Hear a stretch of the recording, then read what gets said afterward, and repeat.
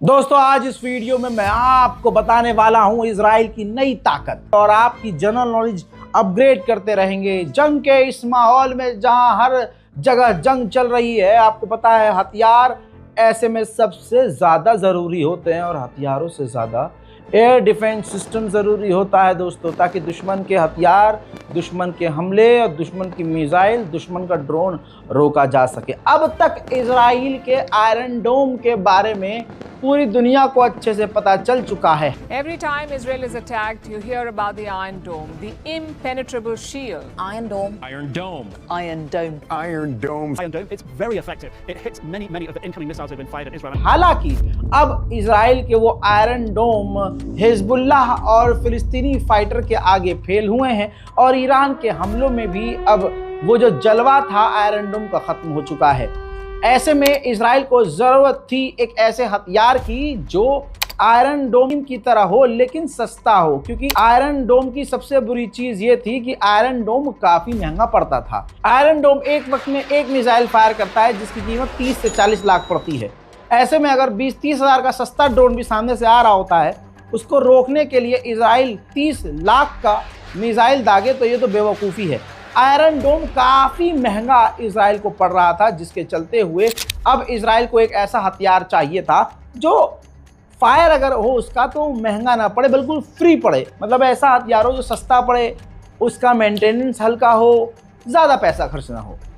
ऐसे में इजराइल ने इंट्रोड्यूस किया iron beam laser system. It's called the Iron Beam. A laser-beamed iron beam interceptions. Iron beam. Iron Beam. It's defensive trump card. It's the Iron Beam anti-missile laser system. जी हाँ, हालांकि ये iron beam Israel 2010 से plan कर रहा था और 2014 में Singapore में एक शो के अंदर, सिंगापुर एयर शो के अंदर फरवरी 11, 2014 को शो किया था।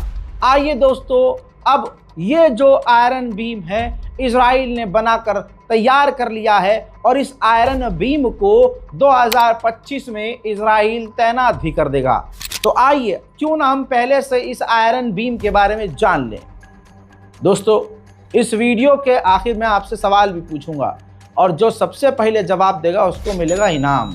और चेक हम ऐसे करेंगे कि किसने सबसे पहले सही कमेंट किया है, सही जवाब जिसका सबसे पहले होगा।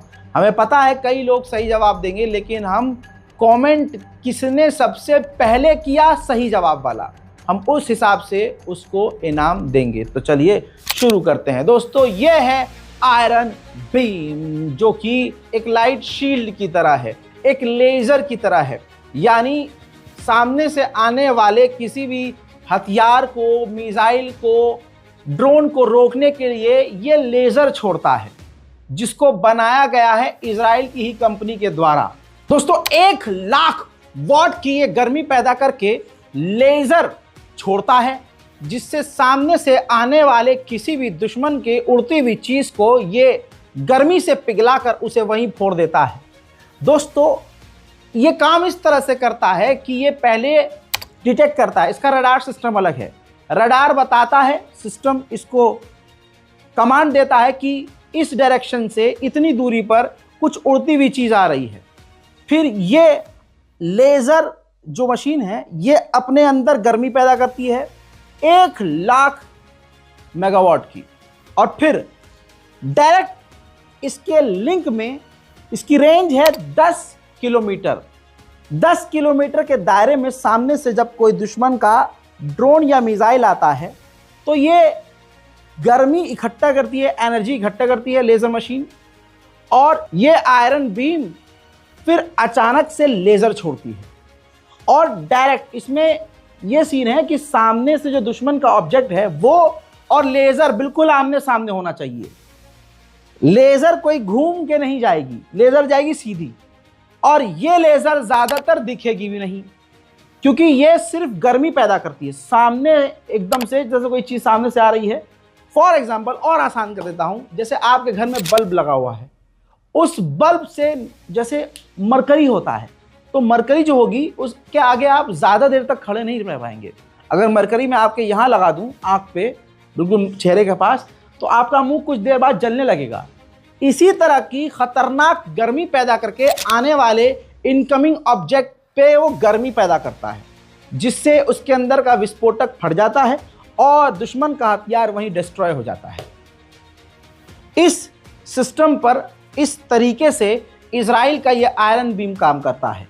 मैं रेंज बता चुका हूं, 10 किलोमीटर इसकी रेंज है और इजराइल 2025 में इसको तैनात करेगा। इसको बनाने वाली कंपनी खुद इजराइल की है, नाम है राफेल एडवांस डिफेंस सिस्टम। इस कंपनी ने बनाया है और लॉकहीड मार्टिन के साथ मिलकर बनाया है। We have reaffirmed the unshakable commitment of the United States to Israel's security, including partnering with Israel on the most cutting-edge defense systems in the world, including the U.S. support for the Iron Dome and Israel's new laser-enabled system called the Iron Beam. Israel के पास arrow 2, arrow 3, David sling और न जाने कितने तरह की top level की missile रोधक क्षमता है, एयर डिफेंस सिस्टम है। लेकिन ये तमाम एयर डिफेंस सिस्टम इजराइल के पसीने छुड़वा देती हैं, इतनी महंगी पड़ती हैं। ऐसे में कॉस्ट से बचने के लिए, खर्चे से बचने के लिए आयरन बीम बनाया गया है और आयरन बीम का एक फायर $1 से $2 का पड़ता है। जी हाँ, आपने सही सुना, $1 से $2। जहां वो $1.5 लाख खर्च करता है कुछ फायर करने में आयरन डोम से, वहीं यहां पर सिर्फ $2 का खर्चा है। ऐसे में इजराइल के लिए ये काफ़ी समझदारी वाला काम है कि इजराइल ने ऐसा एयर डिफेंस सिस्टम बना लिया। अब हर चीज़ के बनाने के पीछे मकसद होता है, तो इजराइल का मेन मकसद यही था जो डिटेल में मौजूद है, जो डॉक्यूमेंट में लिखा गया है, बताया गया है इजराइल के द्वारा ही कि इसको बनाया ही इसलिए गया है ताकि कॉस्ट कम की जा सके हमले रोकने की। अब इजराइल आज जंग जीतते जीतते हार क्यों रहा है?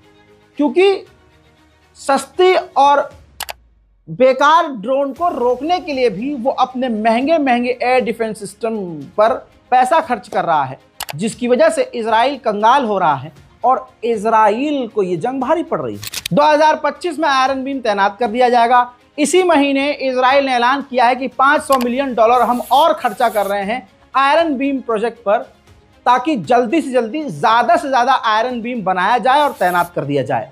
आयरन बीम की खासियत यह है कि यह मिसाइल, ड्रोन, रॉकेट और मोर्टार्स तोप के गोलों को भी रोक सकता है। अब मेरे दोस्तों आइए मैं बता दूं कि यह आयरन बीम ज़्यादा कामयाब भी नहीं होगा इंशाल्लाह।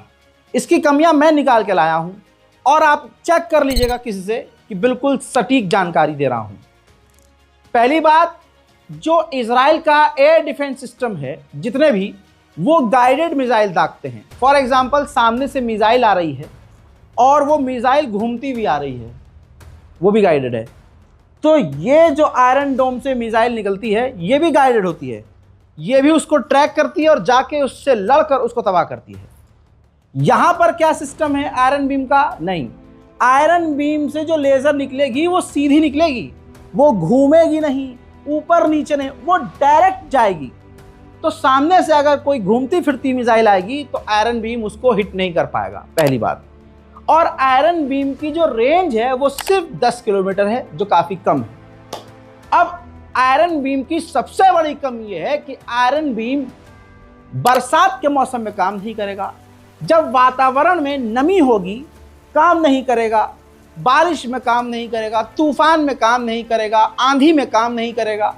आयरन बीम को बिल्कुल खुश्क और हल्का सा गर्म वातावरण चाहिए सटीक काम करने के लिए। और सबसे बड़ी कमी इसके अंदर यह है कि अगर जैसे हिजबुल्लाह, हमास या ईरान मिसाइलों की बरसात करते हैं इजराइल के ऊपर, मल्टीपल मिसाइल दागते हैं, 200, 300, 250, 100 मिसाइल एक साथ दागते हैं, तो ये मल्टीपल मिसाइल्स को, मल्टीपल हमले को एक साथ नहीं रोक सकता। जी हाँ, तो ये बेकार है, बिल्कुल बेकार है। आयरन बीम इंशाल्लाह बेकार साबित होगा, लेकिन इसकी जानकारी आपको होना चाहिए। आयरन बीम को गर्म होने के लिए, सामने से मिसाइल आ रही होती है तो उसको बूस्ट होने के लिए ही 5 से 6 सेकंड चाहिए, और ये बैक टू बैक फायर नहीं करता है। एक बार फायर करने के बाद इसको 10 सेकंड चाहिए बूस्ट होकर फायर करने के लिए। और एक साथ अगर कई जगह से मिसाइल आए तो आयरन बीम काम ही नहीं करेगा। ये इजराइल खुद मानता है। वहीं मेरे दोस्तों, अगर मिसाइल सामने से आ रही है और आयरन बीम काम करता है, जैसे लेजर छोड़ता है, और बीच में अगर बादल आ जाए तो उसका लेजर बेकार हो जाएगा। ठीक इसी तरह से सामने से अगर मिसाइल आ रही हो ईरान की और इधर से आयरन बीम काम करे और लेजर छोड़े और बीच में कोई और ऑब्जेक्ट भी आ जाए, तो वो भी जो इंटरसेप्ट होगा वो फेल होगा। ये दुनिया का पहला ऐसा हथियार है जिसे इजराइल ने बनाया है। ऐसा अभी तक दुनिया में कोई हथियार नहीं है जो लेजर बेस्ड हो। Rafael's laser defense system is a global strategic game changer. What it does, for the first time, there's a system that takes down mortars, UAVs, rockets, pretty much anything. Not only do we defend ourselves and hit the enemy militarily, we also get them dry economically. Why is that? Because the enemy might spend $100,000 on a rocket and we'll spend $2 to intercept it. $2 of electricity. This is a global game changer for Israel and the free world. ये laser based है और दुनिया में पहला हथियार ऐसा बनाने वाला इजराइल है, लेकिन इसमें अभी भी बहुत सारी कमियां हैं। लेकिन इजराइल को इस पर घमंड है और हमें मालूम है कि यह घमंड टूटेगा। मेरे दोस्तों, फिलहाल के इस जानकारी में इतना ही। वक्त अब सवाल का, तो दोस्तों सवाल इस वीडियो से रिलेटेड नहीं होगा, सवाल इससे पहले वाले एपिसोड के अंदर से सवाल होगा, क्योंकि आपने अगर वो वीडियो नहीं देखा है तो जाके देखिए, और अगर देख लिया है तो जवाब आपको अभी के अभी पता होगा और कमेंट आ जाएगा, और जिसका कमेंट पहले आएगा वो होगा विनर। दोस्तों, ये वीडियो है पुराना, ये वीडियो है इससे पहले का हमारा एक एपिसोड जिसका टाइटल है the historical war of bucket. इसके अंदर उन दो देशों का नाम बताना है, उन दो स्टेट्स का नाम बताना है जिनकी आपस में बाल्टी की वजह से जंग हुई, और आपको बताना है कि वो स्टेट कौन सा था जिसके पास ज्यादा बड़ी फौज थी और उस फौज की संख्या क्या थी। कमेंट कीजिए, और अगर आपने वो वीडियो नहीं दिखा है तो भैया जल्दी जाइए, तभी तो मिलेगा इनाम।